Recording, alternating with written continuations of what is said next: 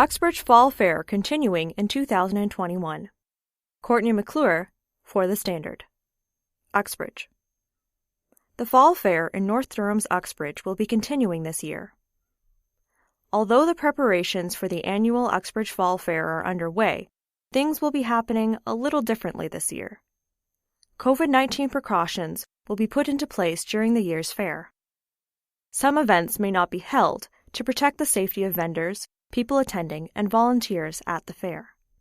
As of April 23rd, the tractor pull and demolition derby have been postponed until a later date. This is because of Elgin Park's limited availability of space. Several events will be held off-site from the fairgrounds. For example, the antique engines and car displays may be held on the museum grounds this year, but organizers are still in the planning stages.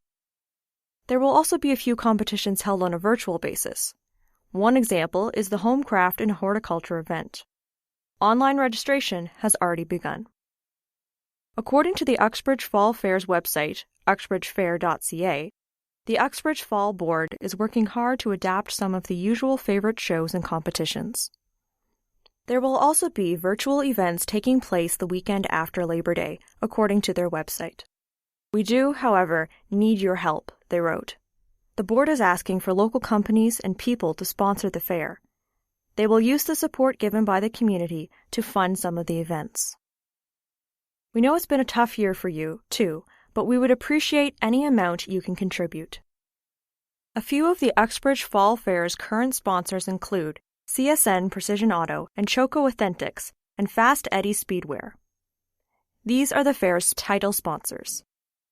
Sponsors can donate to the fair by mailing a check made out to the Uxbridge Fair, P.O. Box 1472, Uxbridge, Ontario, L9P 1N6.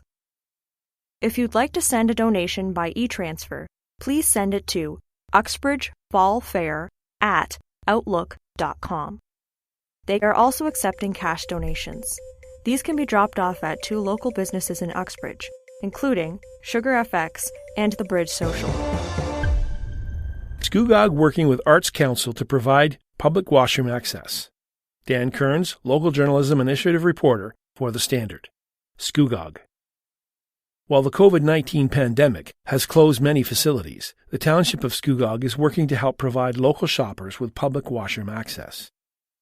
At a meeting on Monday, April 26th, councillors saw a report recommending the township have staff work with Scugog Council for the Arts to create an agreement which would see the local Arts Council location at 175B Queen Street offer public washroom access, which they would be compensated for at a rate of $750 per month for 12 months.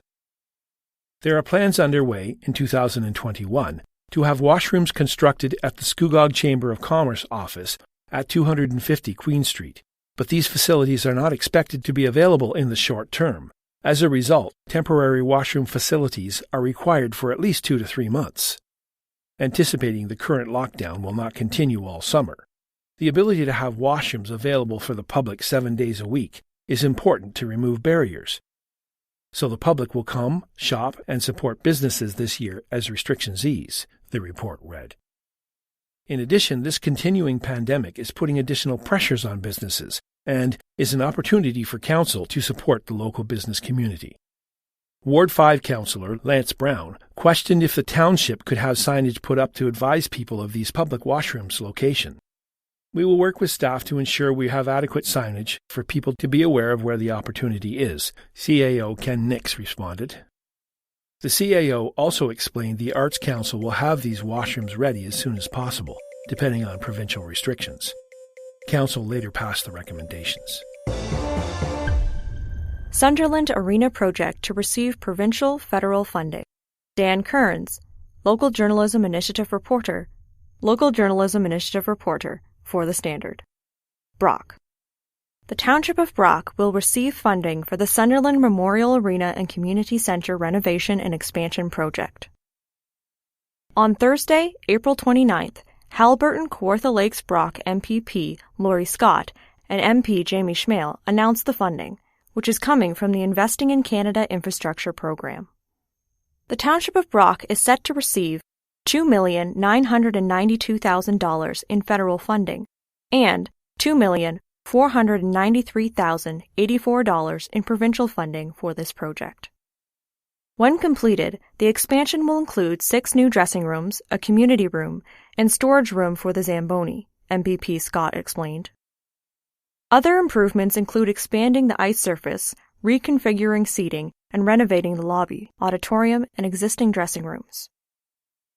These upgrades will improve the center's accessibility and will allow residents to stay fit and healthy for years to come.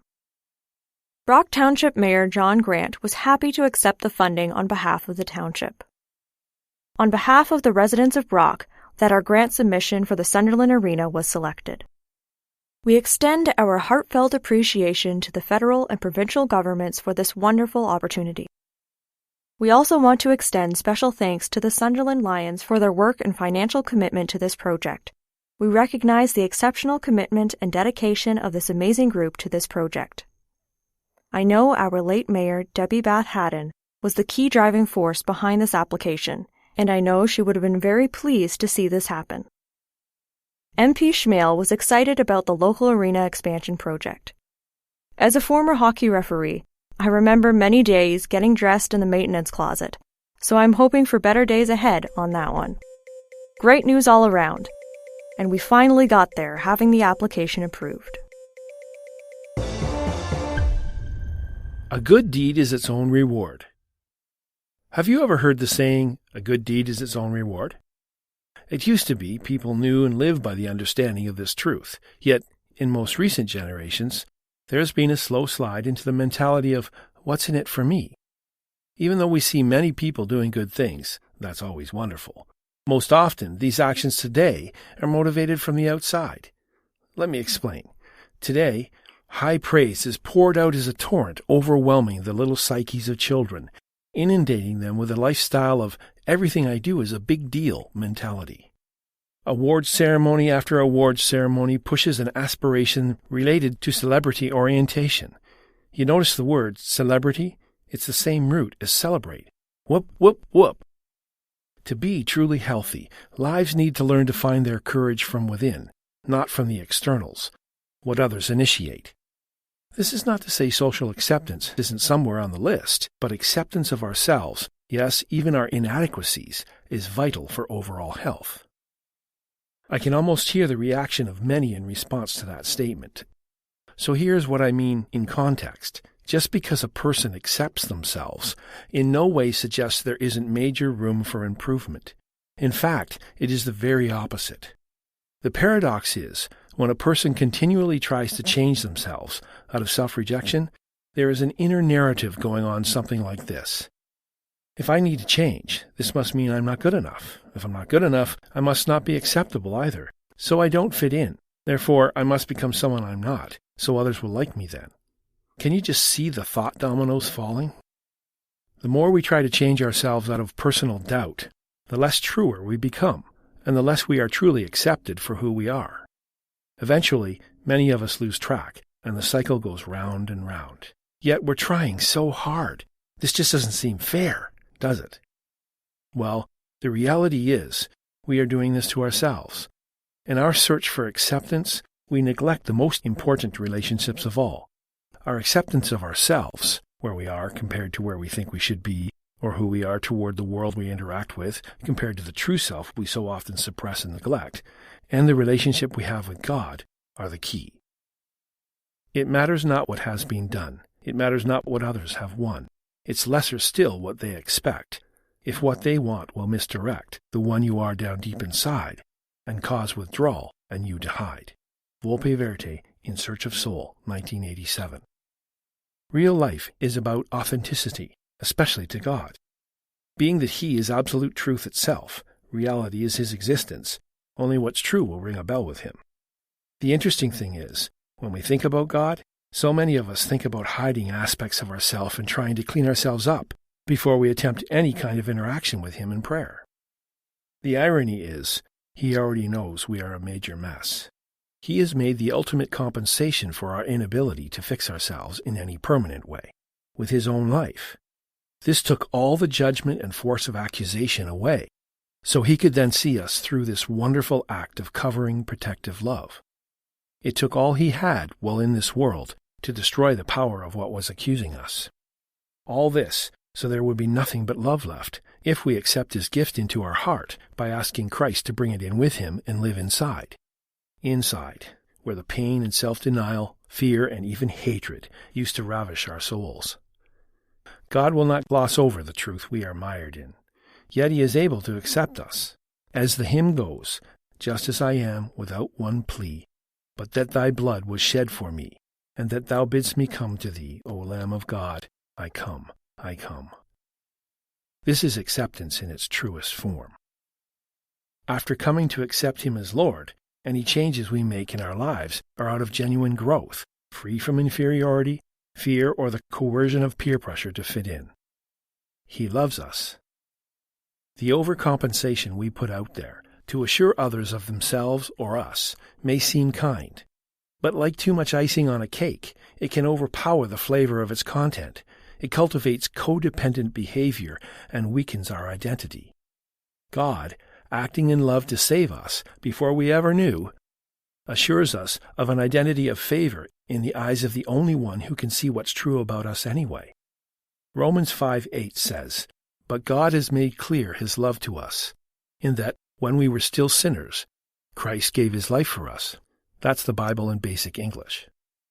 B.C. Forbes said, in an article in Business Magazine called Thoughts on the Business of Life, "The man who has done his level best, and who is conscious that he has done his best, is a success, even though the world may write him down a failure." The Bible says in Hebrews 12:2b, referring to Jesus, who, in view of the joy set before him, endured the cross, disregarding its shame. That's also in the Bible in basic English. That joy was his good deed, the opportunity won for our new life.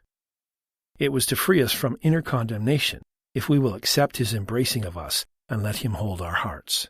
This is its own reward. Instead of becoming enslaved to the applause of others, let it be just a small dusting on the cake.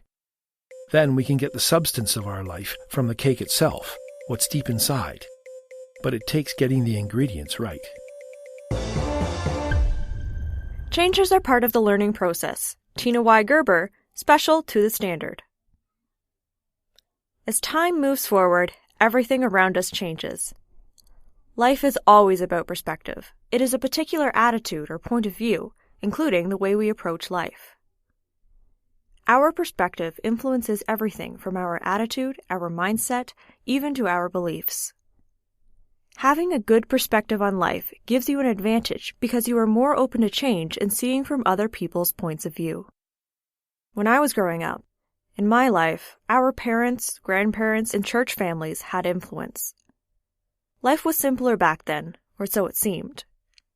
Biblical grandparents were role models who taught us about living the godly life, passing along their wisdom, values, and experiences. Many seniors lived in a world where they read the Bible and they attended church on Sundays. When needing information, they went to the library or hung around the neighborhood shops listening to the radio to find out what was happening in the world. They used a thing called maps to get from point A to point B. However, today, when you ask a senior, they say things were better because there was less technology and families spent more time together. I don't believe it was better, just different. But it was quieter, more easy to hear yourself think. You see, as I get older, my perspective also changes. Today's modern technology has left us with information overload. Clearly, one does not have to look far to find information about anything, whether the information is right or wrong.